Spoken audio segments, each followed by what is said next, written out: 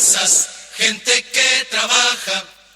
Buenos días, amables oyentes de Radio Fénix. Estamos, como todos los martes, de 10 a 11 de la mañana en el programa oficial de FUCAN, Habitar el Pensamiento. En esta semana se van a producir plenarios de las distintas etapas del movimiento cooperativo. Martes, miércoles, jueves y viernes están invitados todos los delegados de las cooperativas en formación, que comenzaremos hoy, mañana en las en construcción. El jueves estaremos con las cooperativas de reglamentación 2008 en la lucha por el 2% y el viernes con las cooperativas habitadas. Cada una de ellas con su plataforma, con sus temas, discutiendo un documento a los efectos de aprovechar cada vez más la presencialidad que ha vuelto al país y allí debatir perspectivas.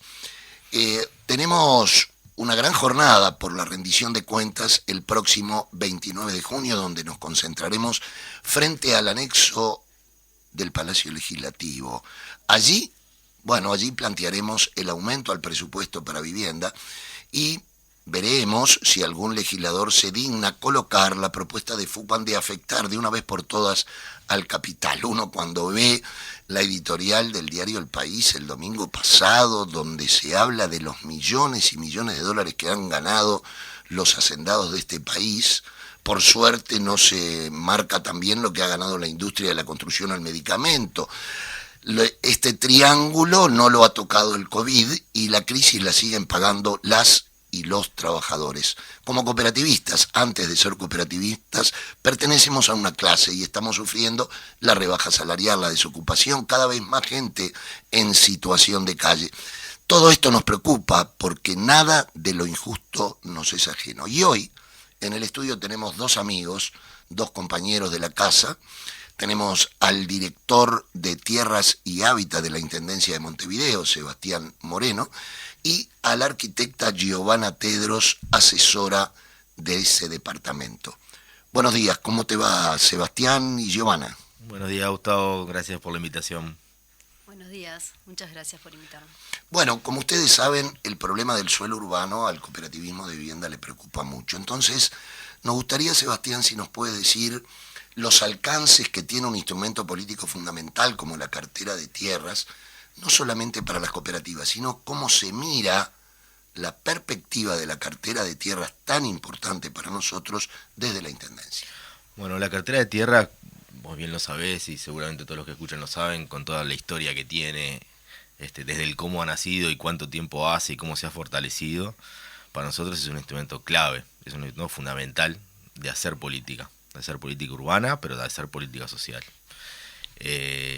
Claramente no es un tema de conseguir tierra, ir repartiendo, sino que tiene que tener una mirada estratégica, qué tipo de tierra, cómo estamos trabajando el tema del derecho a la ciudad, cómo tratamos de aprovechar áreas centrales, cómo reconocemos un Montevideo que tiene diferentes centralidades, no hay un solo centro en Montevideo, tiene varias centralidades, cómo reforzamos ese trabajo en esas centralidades, cómo respetamos la definición y la decisión de la gente que quiere vivir colectivamente en diferentes lugares de Montevideo por diferentes razones.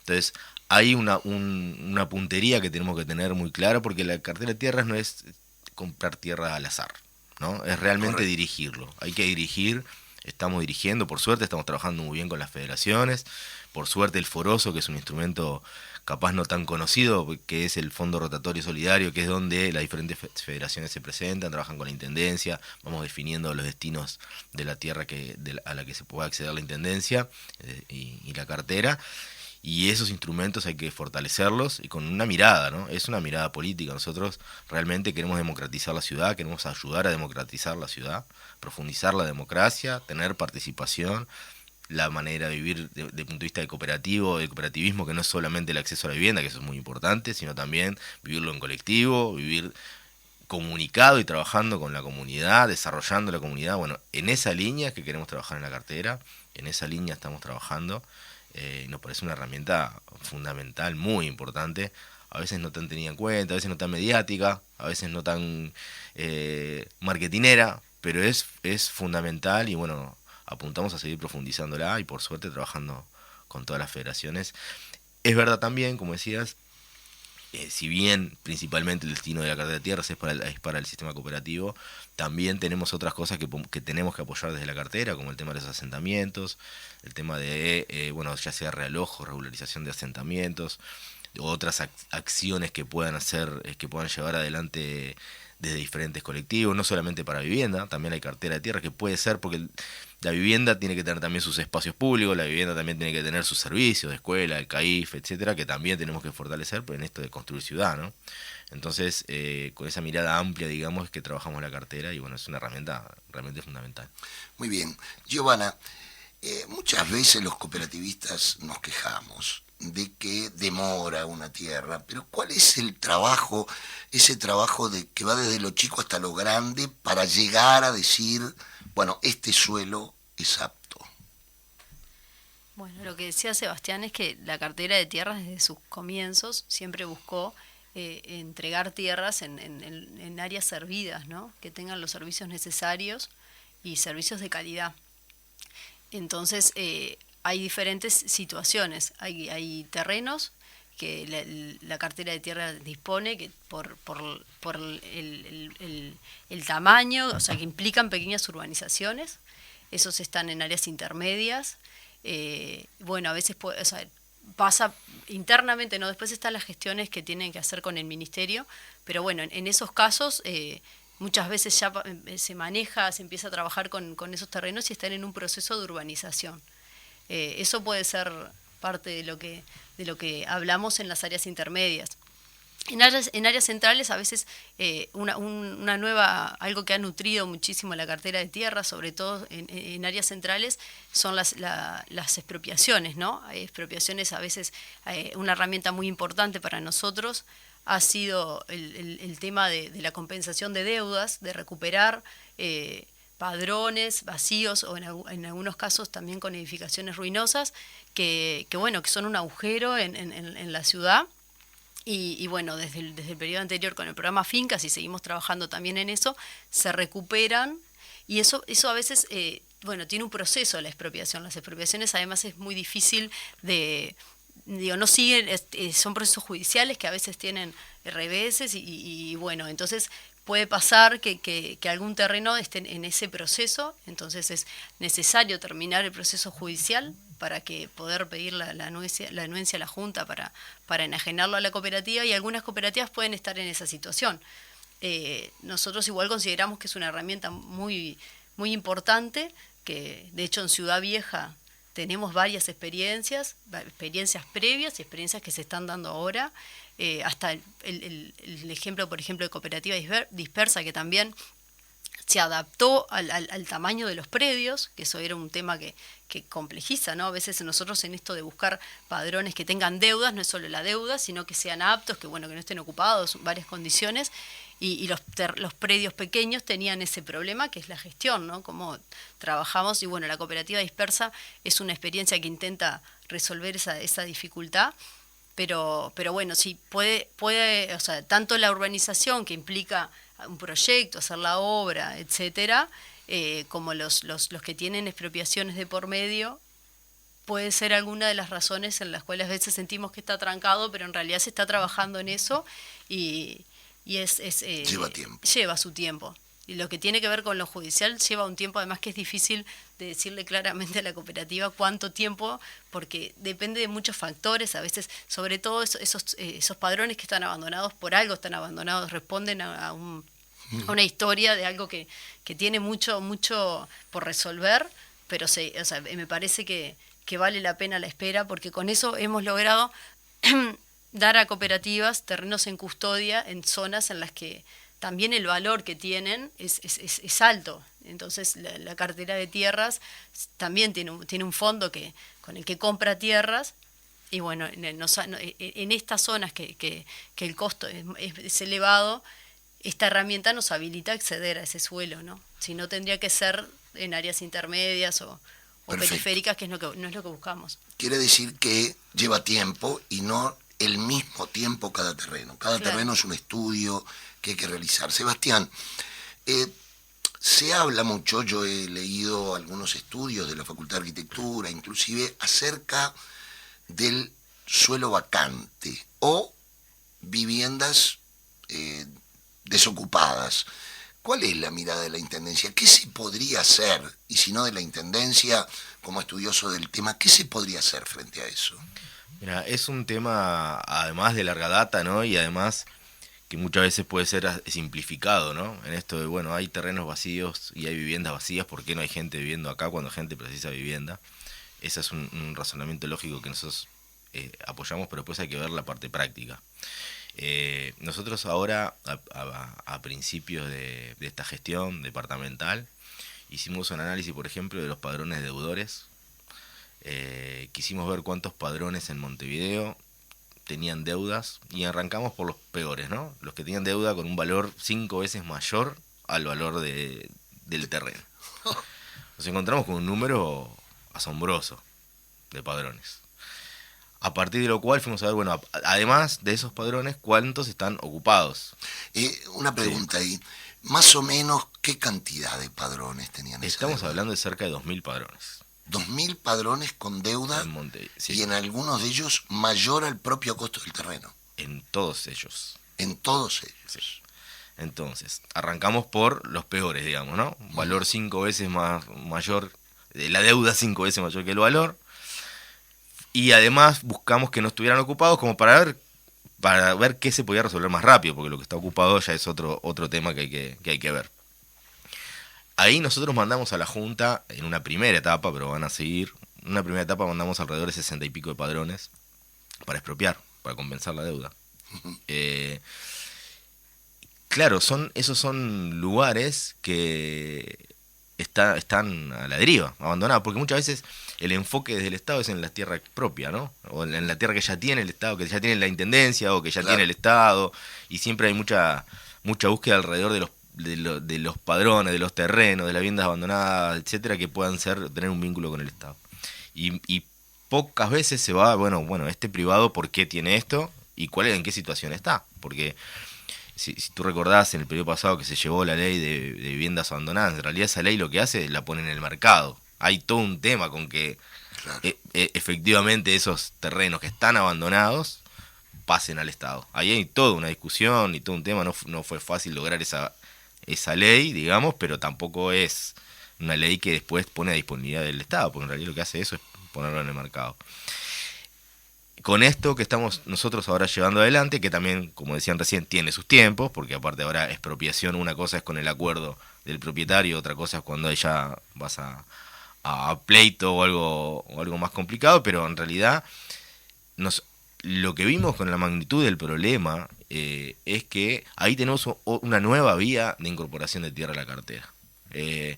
No todos estos padrones o no toda esta tierra sirve para cartera de tierra. Estamos hablando a veces de padrones individuales. Claro. No son todos padrones que ya te puedes estar imaginando de urbanizaciones. Sí hay algunos. Nosotros estamos priorizando en esa línea, cuáles mandamos primero a la Junta, digamos, para tener la anuencia para expropiar. Y encontramos que ahí hay una vía de acceso a la cartera de tierras que no había sido explorada lo suficientemente. Entonces, en esta línea nosotros claramente estamos poniendo en el acelerador. La intendenta nos pidió, armó un equipo específico para trabajar en esto. Y yo estaba trabajando con la Junta y esto, bueno, va a seguir viniendo, porque aparte de esto que te decía yo, mandamos los que tenían 5 veces el valor, después vendrán los que tienen 4, después los que tienen 3, después los que tienen 2, todo eso es compensación de deuda. Es decir, después en todo caso la erogación que tenga esa intendencia será para que el terreno esté en condiciones, pero no para comprarlo, porque en realidad ya tienen una deuda exacto, superior al costo. Exacto. Entonces ahí ¿han encontrado voluntad política en la Junta Departamental como para acelerar este proceso? Sí, yo creo que sí. Nosotros tenemos un diálogo permanente con la Junta y bueno, se han mandado los expedientes. Han habido algunas idas y vueltas. Esto es también como una novedad, porque la primera reacción en algunos casos fue, bueno, esto es que Chávez expropiando, ¿no? Y en realidad es propietarios que abandonaron su terreno y además abandonaron sus obligaciones y no han pagado, pero por años, porque para que un terreno tenga 5 veces la deuda mayor que lo que es el valor, son años de no pagar, ¿no? De no cumplir con las obligaciones. Entonces, en ese sentido, es medio difícil estar en contra. La verdad que no, claro. no hay mucho como Es para... bastante lógico. Claro, no hay mucha vuelta, digamos, ¿no? Entonces, en ese sentido sí estamos trabajándolo con la Junta y bueno, después vendrán algunos temas siempre de todo lo que se manda, hay temas legales o los propietarios que generan, ya te digo, algún pleito o algo que complica un poco más, pero de todas maneras ya podemos ir sacando varios y en eso estamos y queremos que el año que viene estén disponibles ya los primeros en esta línea de trabajo.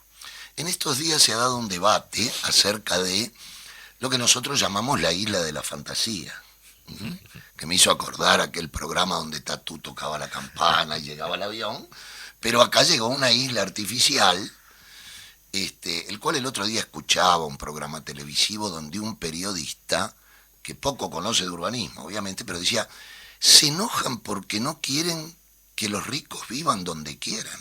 Ahora, Giovanna, como arquitecta, ya no involucro a la intendencia, ¿cómo ves este megaproyecto de Isla de la Fantasía? Porque la Sociedad de Arquitectos se pronunció en contra, ahora aparecieron un artículo muy interesante, dice 400 arquitectos se pronunciaron a favor de la isla, pero aparecen 3 nombres nada más en el artículo. Yo creí que iba a estar enlistado por lo menos de 40. ¿Qué opinas? Bueno, yo comparto la opinión de la Sociedad de Arquitectos y lo que también argumentó la Intendencia a través del Departamento de Planificación. En realidad, o sea, experiencias de ese tipo hay varias en el mundo que fracasaron en países en los que parecía que podían tener mayor éxito que acá y realmente apunta a un modelo de ciudad que segrega muchísimo, ¿no? O sea, va a generar, la población no está aumentando. O sea, eso me parece que yo lo veo como una idea que alguien vino y tampoco me queda demasiado claro si eso si es viable, si lo van a construir, ¿no? Lo tomo más como algo que es una idea y que no puede asentarse en la lógica de Montevideo, ¿no? Porque sin duda es muy descolgada de también de la situación que estamos viviendo en este momento, ¿no? Pero sí, me parece un poco un delirio y que cuando empiece a bajar va a tener muchas dificultades. De hecho, tampoco hicieron las consultas que corresponde de cómo afecta al medio ambiente, digo, ¿no? Una isla artificial ganada al mar en un país, en una ciudad que no tiene tampoco problemas. Tenemos experiencias, hay ciudades que necesitan ganarle tierra al mar. Holanda, por ejemplo, es un ejemplo, pero igual también tiene muchísimas dificultades que implican también una erogación, o sea, una inversión constante para sostenerlo, que sería gravísimo que se hiciera y después no se pudiera sostener, ¿no? No lo veo como algo positivo y no sé, los 400 arquitectos tendrán sus argumentos.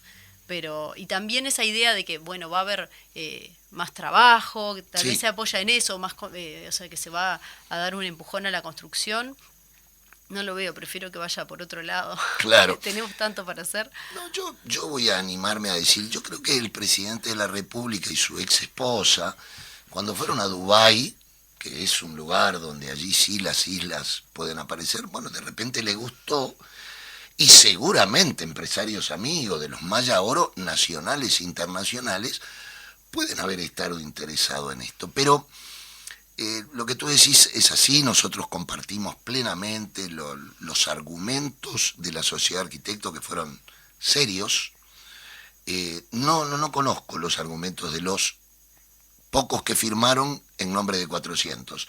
Pero, Sebastián, yo me gusta decir que en Montevideo no hay uno solo y que hay una avenida, que es la Avenida Italia, que es como el muro de Trump desde el punto de vista urbano. ¿Hay segregación espacial en Montevideo? ¿Cómo se puede combatir ello en caso de que exista? Sí, claramente que lo hay, es claro, ¿no? Eso, más allá del tema Avenida Italia, que es como lo más, la imagen más clara, yo creo que es un tema a pelear. Montevideo en ese sentido, dentro de todo, viene atrasado con respecto a otras capitales latinoamericanas, ¿no? En cuanto a la segregación, a cómo va terminando. Vos pasás por ciudades brasileras, no te estoy hablando ni de San Pablo, ¿no? Ni de Río de Janeiro enormes, pero vos pasás por ciudades Porto Alegre, por decir algo Sí, más sí. de un tamaño parecido, y te encontrás con el tema de los barrios privados rodeados de los asentamientos como algo normal y natural, el paisaje normal y natural.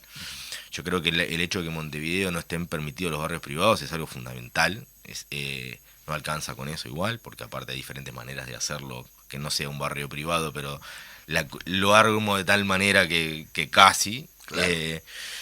Y yo creo que parte de esto es, primero que nada, reconocer ciertamente que hay diferentes centralidades, reconocerlo fervientemente. Hay muchas centralidades en Montevideo. No es solo el centro, el Parque Rodó, el Barrio Sur, el centro de Montevideo. Hay muchos centros en Montevideo. El Cerro es un centro, Villa García es La un Unión. centro, La Unión es un centro.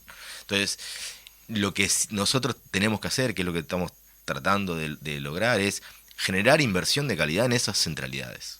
No es solamente en la centralidad típica o histórica. Tenemos que generar inversiones de calidad fuertes también en esas centralidades. Incluso el tema del transporte hay que mirarlo también entre Claro. eso, ¿no? Porque la propia macrocefalia del Uruguay a veces se puede llegar a repetir en Montevideo con el centro. Entonces, hay que trabajar desde muchos lados para reforzar esas centralidades, para tener equipamiento de calidad, porque si yo vivo en Villa García no me tengo que venir al centro porque los teatros están en el centro, por ejemplo, ¿no? Porque hay un tema también, el acceso a la cultura, no es solamente el tema de espacios públicos, que eso se ha trabajado mucho, hay otros temas y otros aspectos también a reforzar, ¿no? El acceso a la cultura, uno tenés que venirte al centro para ir al teatro o para ir al cine. En realidad, cuando hay mucha gente viviendo en muchos lugares que tienen sus lógicas, su centralidad, que también son lugares, centros laborales, no es solo el centro donde se trabaja. Entonces, ahí desde la Intendencia tenemos que, y es lo que estamos intentando hacer, acompañar eso y generar calidad, generar equipamiento de calidad, generar urbanizaciones de calidad también en esas zonas, ¿no? Sí, yo que tengo juventud acumulada, por no decir vejez, yo recuerdo tener compañeros del Cerro, cuando yo era estudiante, joven y demás. Yo nací en la República de Jacinto Vera, y ir de Jacinto Vera al Cerro era largo, pero cuando uno llegaba al Cerro era otra ciudad. Ahí tenías los cines, los teatros. La avenida Grecia, me acuerdo, era como 18 de julio, un sábado a la noche, ¿no? Eso se ha perdido, se han degradado muchos barrios obreros, pero claro que hay que ir a las distintas centralidades, como ustedes plantean. Otro elemento, Giovanna, que nos preocupa a nosotros es el tema de los asentamientos irregulares. El Ministerio ahora ha sacado un programa, se ha analizado en la Intendencia cómo se ve ese programa, cuáles son los pro y los contra. Yo voy a adelantar un contra. Primero, recordar que el presidente de la República, cuando yo era diputado y más joven de lo que es actualmente, dijo que había un programa asentamiento cero. Luego declaraciones de Hackenbruch que para resolver el problema de los asentamientos deberían tener 2.000 millones de dólares aproximadamente. Pero veo que de lo que le quitaron al Instituto de Colonización le dan 200 y pico de millones. Por lo tanto, no se necesita ser Einstein para darse cuenta de que podrán cubrir un 10 o un 20%. Ahora, ¿cuál es la problemática de los asentamientos? ¿Cómo se mira desde la Intendencia? Bueno, nosotros trabajamos en convenio con el Ministerio en programas de regularización y de relocalización. En este periodo, teníamos ya varios convenios firmados en el periodo anterior que todavía no habían comenzado obra y bueno, al momento de asumir, ellos nos pidieron que no continuáramos, que los detuviéramos para poder analizar la capacidad de financiar esos convenios ya firmados. Tuvimos un tiempo en el que estuvimos como en pausa y nosotros no, en realidad, o sea, en pausa los proyectos y en los que convocábamos al Ministerio a reuniones recurrentes en las que, bueno, nos pedían plazo.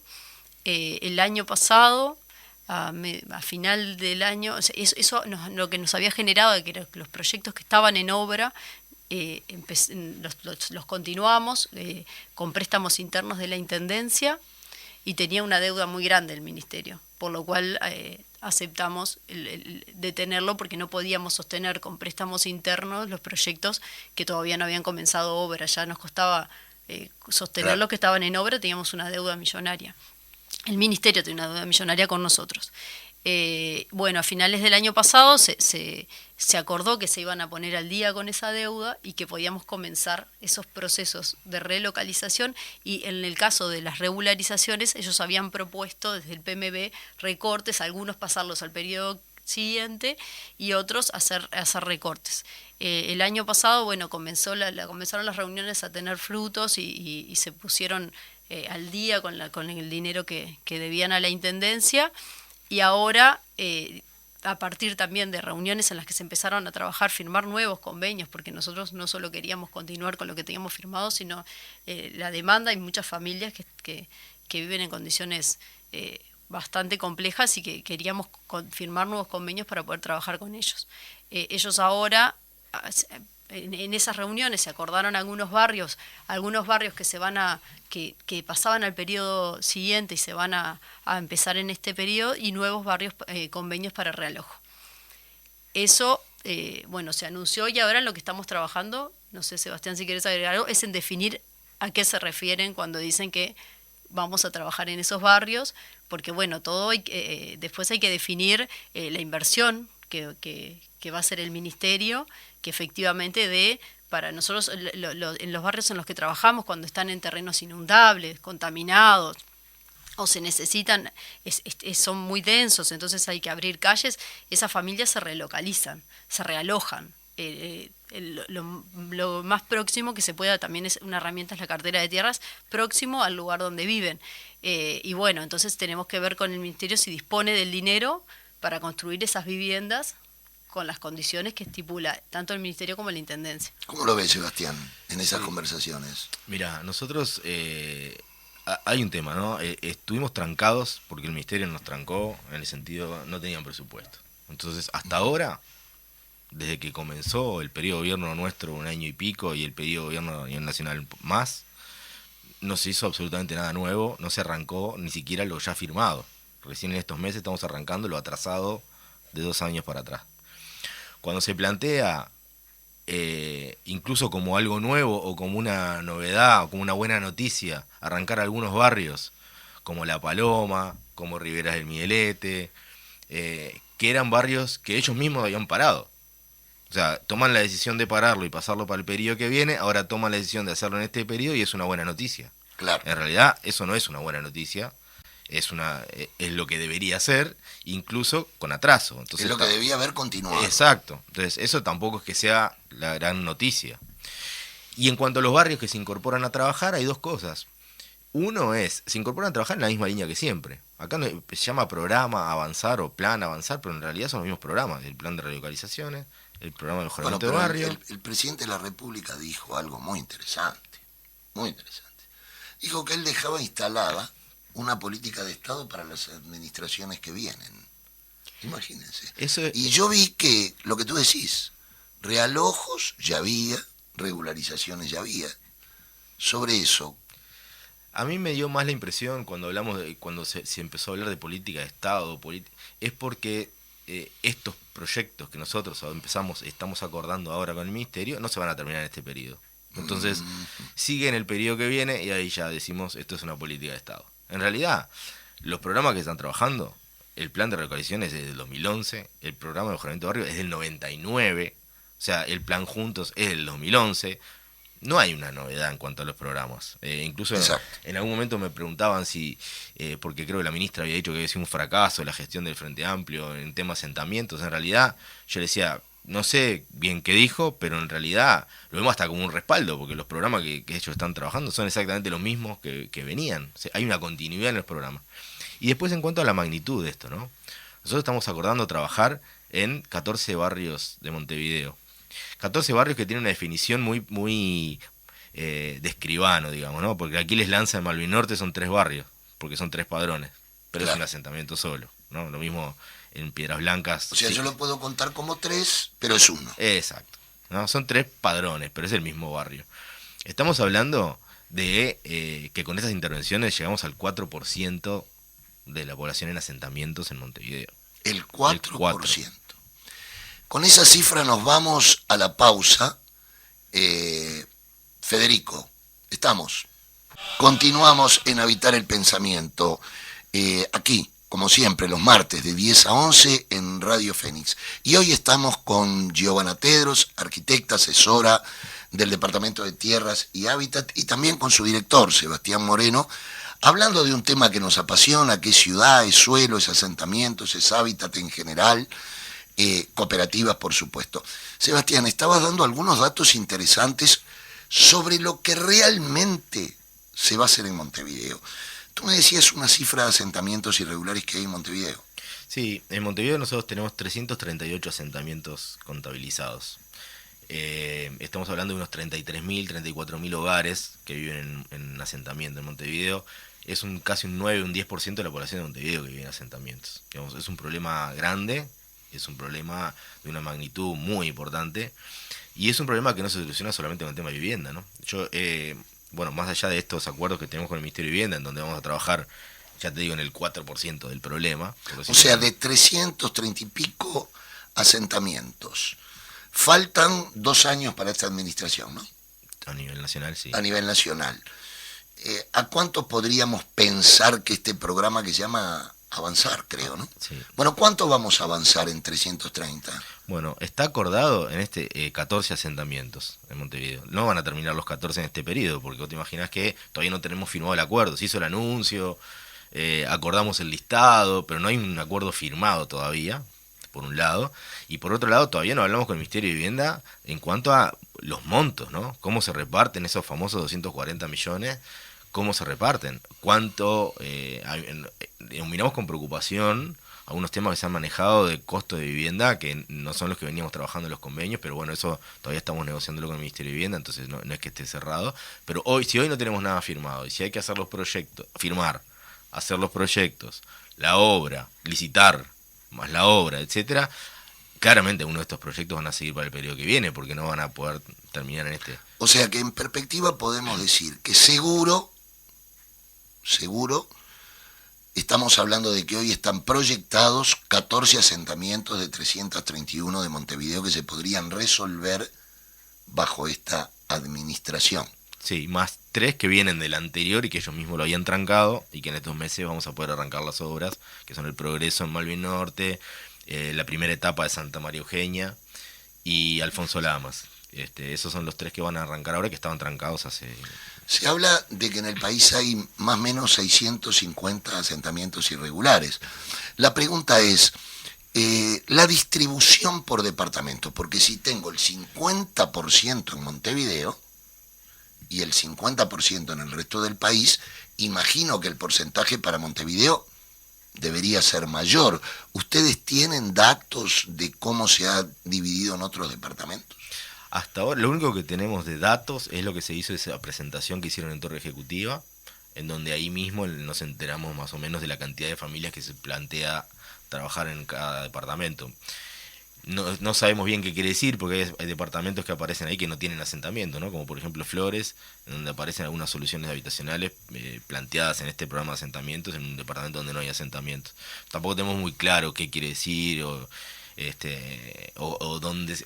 qué tipo de soluciones van a hacer en los otros departamentos. Más allá de eso, a nosotros lo que nos preocupa es, dentro de lo que acordamos, nosotros hicimos un planteo amplio al Ministerio de Vivienda, se nos aceptó una parte de esa lista que nosotros planteamos, pero lo que sí nos preocupa, y bueno, nos estamos empezando a reunir recién ahora después del anuncio, bueno, hasta ahora no hablamos de montos, entonces necesitamos hablar de montos. Nosotros queremos empezar a armar los proyectos, tenemos que saber cuáles son los criterios, tenemos que saber hasta dónde se llega, hasta dónde llegamos, y en ese sentido, bueno, estamos empezando a tener reuniones más seguido ahora, porque tenemos que empezar ya con los proyectos. Incluso los barrios fueron nombrados en una lista, ¿no? Nosotros planteamos que no era una buena idea hacer un listado de como barrios solucionados, genera esa idea, cuando en realidad ni siquiera se había planteado en los barrios todavía. Entonces, ahora estamos yendo barrio por barrio para calmar un poco las incertidumbres o para la ansiedad, comentar bien qué es lo que venimos trabajando, porque se hizo esa presentación de barrios y no está claro qué se va a hacer en cada barrio, cuál es el proyecto en cada barrio, cuándo, qué, cómo y cuándo, ¿no? La Claro. pregunta que yo me haría si vivo en un barrio que quedó nombrado, y las preguntas que me haría si vivo en un barrio que no quedó nombrado. Es decir, ¿y entonces yo qué quiere decir? ¿Que espero hasta cuándo? ¿Cuándo? Entonces, nos parece que ahí no fue muy feliz la manera en que se comunicó esto. Pero bueno, nosotros tenemos presencia en los barrios, más allá de los convenios con el Ministerio de Vivienda, como mencionó Giovanna. Nosotros estamos trabajando en 45 50 barrios con el ABC en asentamientos, trabajando en mejoras de asentamientos. Tenemos presencia en los asentamientos por diferentes lugares de la Intendencia, ¿no? Desde salud, desde desarrollo social, incluso desde tierras y hábitat. Entonces hay una presencia de la Intendencia en todos los barrios, y en todos los barrios vamos a seguir trabajando. ¿Cómo vamos a empezar a trabajar en estos particularmente nombrados? Es todo un tema en esta nueva institucionalidad que también tiene el Ministerio de Vivienda, en donde se crea la Dirección Nacional de Integración Social Urbana, que es dirigida por la arquitecta Florencia Arbeleche, y que se supone que coordina todos los programas que son de asentamientos o que tienen que ver con asentamientos. Pero nosotros, la intervención en asentamiento o el trabajo en asentamiento no puede ser solo con la mirada de asentamiento. Entonces también tenemos que ver con la Dirección Nacional de Vivienda, porque hay otros aspectos, otros programas que incluyen a la zona formal, que también tienen que estar vinculados. Giovanna, un tema que me parece importante es, frente a esta realidad de lo que se va a poder hacer, esto permitirá previsión, digamos, tener un formato de que evite más asentamientos este programa. No, no desconozco si tienen desarrollado el componente de prevención de asentamientos. O sea, esto lo que hace es atender a familias. O sea, tenemos varios, o sea, tenemos el programa que regulariza asentamientos, que no genera nuevas soluciones habitacionales en general, y después tenemos las relocalizaciones de familias que están en terrenos contaminados, inundables. Eso no, lo único que hace es atender, mejorar las condiciones de las familias que están en el marco de ese convenio. Pero políticas de prevención de asentamientos todavía no tenemos nada definido con el Ministerio. Sí, ahí estamos trabajando. Estamos trabajando en Hay eso. una pequeña línea, porque es pequeña, es más simbólica que de prevención, que es de explorar la línea de lotes con servicio, sobre todo para nuevos hogares de los asentamientos ya regularizados, digamos, ¿no? Porque un asentamiento fue regularizado hace 10 años, los gurises tenían 5, ahora tienen 15, ya están Claro. o tenían 10 y ahora tienen 20, ese tipo de política. De todas maneras, yo creo que la prevención de asentamientos pasa sobre todo por una política económica, ¿no? Claro. La gente tiene que tener trabajo, la gente tiene que tener plata para pagar un alquiler. Esa es la política Y tiene que principal de haber prevención. líneas de vivienda desde el Estado accesible para que la gente pueda salir de ello. Exacto. No, yo lo preguntaba porque nosotros estamos convencidos de que no hay prevención posible si no hay líneas de crédito para que la gente pueda lograr eso, y además que se compone de la vida, de lo que necesita el trabajador y su familia y la trabajadora, es decir, trabajo y un salario digno como primer elemento. Se habla de que en América Latina prácticamente más del 50% de las ciudades están construidas por los pobres, ¿no? Uno Barrio va a San Pablo y lo ve, ¿no? A las grandes, a las megaciudades, digamos, porque en algún lugar la gente tiene que vivir. Entonces, bueno, a mí me parece muy interesante, y recuerdo a los oyentes, que hubo 2 promesas, como FUCBAN lo digo esto, para no comprometer a la Intendencia, pero bueno, yo recuerdo cuando se dijo que se iban a construir 50, 60 mil unidades habitacionales, y a los 2 meses la ministra dijo, bueno, fue una cifra, no vamos a llegar a eso. Bueno, entonces la primera estantería que se cayó fue que no vamos a llegar a 50, 60 mil viviendas. La segunda es esta. Este dato de que se va a poder lograr un 10%, y que además todavía no han empezado esas obras, implica que el problema de los asentamientos irregulares, como FUCBAN lo había dicho hacía mucho tiempo, necesita una política de Estado mucho más contundente. Y cuando digo política de Estado, digo la articulación con las intendencias, los fondos del Estado, etc. Y yo voy a hacer otra proyección. Nosotros tenemos hoy 70.000 unidades habitacionales de déficit, que como va Arbeleche grande en el Ministerio de Economía, seguramente vamos a tener mayor déficit habitacional terminado este periodo. El sábado compartí con ustedes una experiencia que hemos impulsado juntos, es la cooperativa Nuevo Comienzo. ¿Cómo se sintieron allí? ¿Qué les pareció el trabajo realizado por la gente? Que donde tuvo mucho que ver la Intendencia, obviamente, con sus aportes, también Fugban, pero ¿cómo se sintieron? ¿Qué les pareció? ¿Se puede ver una perspectiva en función de esto? Sí, yo creo es una satisfacción porque vemos que vamos apuntalando, que vamos bien, digamos, que vamos apuntalando lo que hay que apuntalar, que vamos trabajando con quien hay que trabajar. La gente se organiza sin experiencia cooperativa, en este caso previa, un gran apoyo de Fugban y el instituto, pero de seguimiento muy cercano, y de la gente que está realmente dispuesta a llevarlo adelante en condiciones complicadísimas. Para nosotros es un gran placer que la Intendencia pueda apoyar esto, que esto esté saliendo muy bien. Ahí Giovanna le puede hacer los cuentos más en detalle de cómo fuimos avanzando con esto. Primero conseguir el terreno, después llegar al tema de los materiales para las viviendas transitorias, aquellos que no tienen a dónde estar. Y nosotros seguimos en esta línea de fomentar, de incidir, de apoyar lo que es la organización colectiva de la gente. O sea, que efectivamente se organice, que efectivamente luche y pelee, exija, porque es un derecho al final de todo lo que estamos hablando. Exacto. Y que nosotros podamos apoyar en esta línea, en una visión colectiva, en una visión de desarrollo comunitario, en una visión de ciudad que es la que nos interesa que sobreviva, digamos. Entonces, en esa línea nosotros nos quedamos muy contentos con esta experiencia, capaz que ahora la contamos en detalle, pero claramente nos parece que es una línea para poder seguir explorando en esto, ¿no? Del acceso a la vivienda, pero también, el cómo se accede a esa vivienda, no solo acceder a la vivienda, sino cómo llegamos a eso. El cómo acá nos parece interesantísimo. Bueno, sí, contamos un poco de qué se trata Sí. esa experiencia para los que no la conocen. Bueno, en comienzos de 2020, ¿no? Hubo un movimiento, una ocupación en un terreno en el oeste, y un grupo de familias que estaban en esa ocupación trabajaron con Fugban y bueno, y decidieron formar una cooperativa y solucionar su problema a través del sistema cooperativo. Y bueno, la Intendencia, con la cartera de tierras, tenía un terreno que había expropiado recientemente, también en la zona oeste, en el cerro, y se acordó entregar ese terreno en custodia a Fugban, y que Fugban ayudara a organizar a esas familias para formar cooperativas. Son 3 cooperativas, Nuevo Comienzo, La Recompensa y Covifug. Ellos tienen la particularidad de que bueno, estaban en una situación bastante compleja, no tenían dónde vivir, por eso habían ocupado en esas tierras, y se les habilitó excepcionalmente instalarse, las familias que no tenían otra alternativa, instalarse en el predio.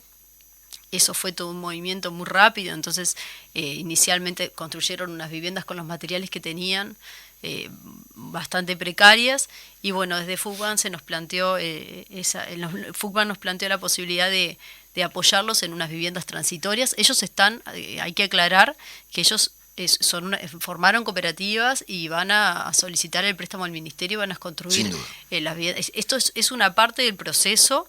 Lo que tuvimos el sábado fue el festejo de que terminaron esa primera etapa de construcción de viviendas transitorias, que la Intendencia apoyó con materiales y bueno, y también con la asistencia técnica. Y bueno, la verdad que fue una experiencia muy linda. Las familias estaban súper entusiasmadas. Me parece que además de que mejoraron sustancialmente, no es la solución habitacional definitiva, ni es lo que nosotros nos imaginamos para Claro. resolver el problema de los asentamientos, pero a ellos les cambia sustancialmente. Tienen un baño, tienen conexión a saneamiento, luz segura, ¿no? Son viviendas de madera, que bueno, que van a ser las viviendas en las que ellos van a vivir mientras que construyen sus viviendas definitivas, porque estaban en viviendas que no cumplían las condiciones mínimas. Ellos, lo que vimos el sábado fue que estaban felices, ¿no? Nos consta además que tenían mucha ansiedad por mudarse, ya estamos en invierno, el frío, y bueno, estaban muy ansiosos. El sábado terminaron de las viviendas y se pudieron ocupar las viviendas de la cooperativa Nuevo Comienzo, y tenemos las otras 2 cooperativas que aún están trabajando, así que bueno, los acompañaremos también con los materiales que faltan, y cuando llegue el momento esperado de mudarse, estaremos también ahí. Sí, ya les adelanto que hoy de tarde van a firmar el contrato de uso y goce de la COIFUG también, o sea que los compañeros quedaron un poco enojados porque dicen, bueno, por 48 horas no pudimos inaugurar nosotros tampoco, pero ya lo haremos. Esta fue una experiencia superadora a la experiencia de los 90 de Fuban con la Franja 1, que le llamábamos Franja 1, que fue el combate al núcleo básico evolutivo que quería plantear el gobierno de Lacalle en aquel periodo. Pero ahí la gente vivía como vivieron los actuales ocupantes de la cooperativa Nuevo Comienzo, con lo que podían. En este caso se le da, y vos lo decías, Giovanna, pasar menos frío, vivir en un ambiente más confortable, con los servicios, que es fundamental. Porque los oyentes tienen que saber que hay miles de compañeras y compañeros, de ciudadanos de nuestro país que viven en esas condiciones, y que bueno, para nosotros fue fundamental el apoyo de la Intendencia. Creemos que tiene que ser más importante aún el apoyo del Ministerio de Vivienda.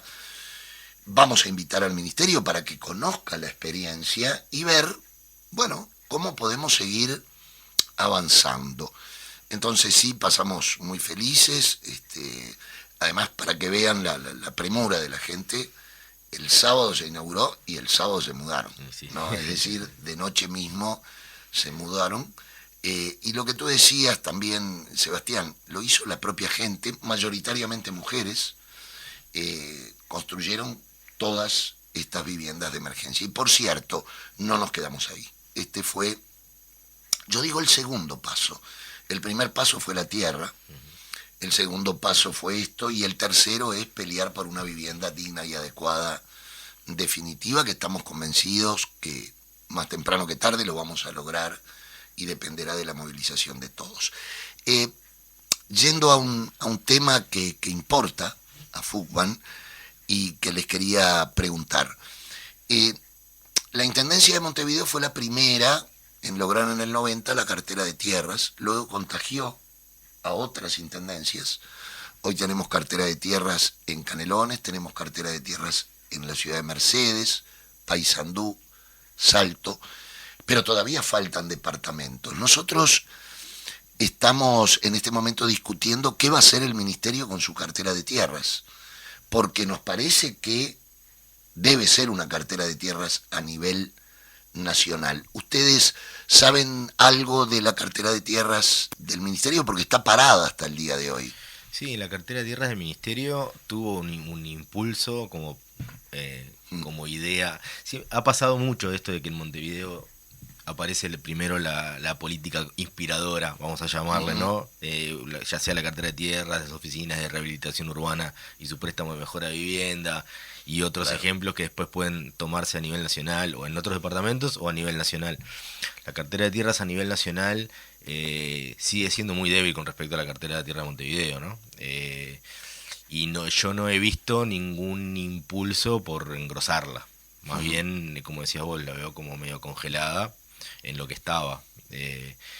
No han habido así como el desarrollo de diferentes herramientas para enriquecerla y nada. Incluso todas estas charlas que hemos tenido con el Ministerio de Vivienda ya desde hace un año y casi medio, en ningún momento se tocó el tema de cartera de tierras del Ministerio. O sea, siempre el planteo es, bueno, la Intendencia, ¿qué tierra tiene? Y en ningún momento aparece como opción la cartera de tierra nacional. Y además preocupa porque la propia ley que habilita la cartera de tierra a nivel nacional exige a los organismos del Estado que tengan tierras, bueno, poder en desuso, puedan ofrecerla a el Ministerio de Vivienda. Y más me preocupa cuando lanzan uno de los programas del fideicomiso, del último fideicomiso, y la promoción privada exigió que para invertir allí La tierra la tiene que poner el ministerio. Bueno, sepa el ministerio que vamos a competir con los promotores privados, porque si hay tierras del Estado para la promoción privada, tiene que haber también para las cooperativas de vivienda. Reflexiones finales de ambos sobre la perspectiva de una ciudad más incluyente. Giovanna. Bueno, qué pregunta. Bueno, estamos en un momento bastante complejo, ¿no? Que parece difícil como luchar contra la segregación, porque como decía Sebastián, no pasa solo por lo que nosotros trabajamos. Cada vez nos encontramos en los barrios con mayores dificultades.